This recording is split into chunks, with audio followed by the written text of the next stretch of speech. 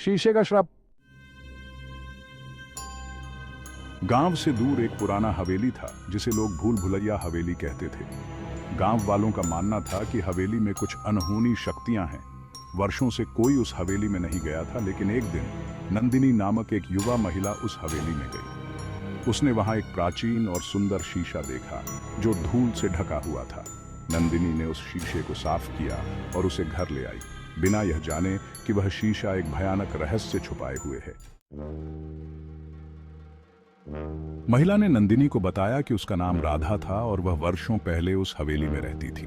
राधा की कहानी बहुत दुखद थी। उसे एक जादूगर ने धोखे से बंदी बना लिया था और उसकी आत्मा को उस शीशे में कैद कर दिया था।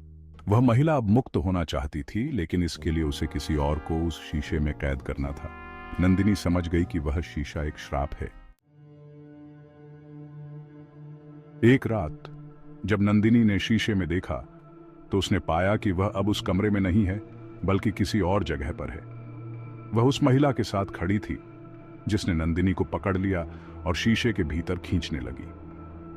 नंदिनी ने चीखना चाहा, लेकिन उसकी आवाज बाहर नहीं आई। उसने अपने आप को शीशे के भीतर फंसता हुआ पाया और तभी उसे एहसास हुआ कि वह अब कभी बाहर नहीं आ पाएगी।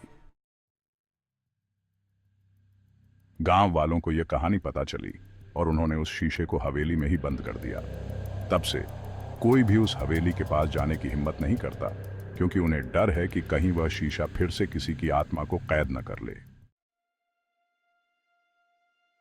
इस कहानी का संदेश यही है कि हमें किसी भी अनजान चीज से सावधान रहना चाहिए, खासकर उन चीजों से जो पुरानी और रहस्यमयी होती हैं। कौन जानता है कि उनके अंदर क्या छुपा हो सकता है। Thanks for watching video.